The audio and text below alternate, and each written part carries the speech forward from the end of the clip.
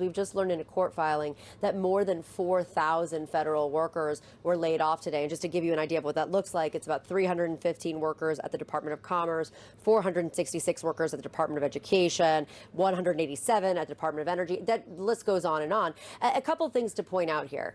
There were already reservations among Republicans as to how this shutdown was being handled. We've heard them speak out about it. The fact that the House has not been called into session.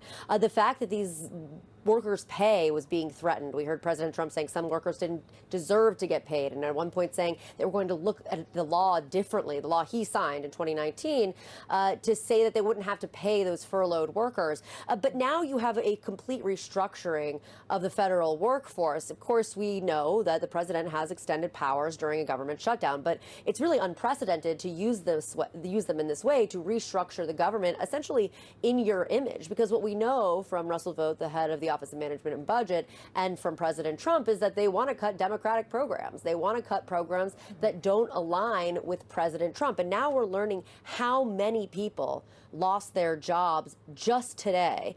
And that was a real point of contention for a lot of Republicans. They didn't like the threats about money. They didn't like the threats of layoffs. And now you're seeing the actual layoffs, and how this impacts the framing of this shutdown is really going to be what's interesting to watch, because it does not seem as though any side is backing down, even though you've got this real uneasiness among Republicans when it comes to this kind of behavior.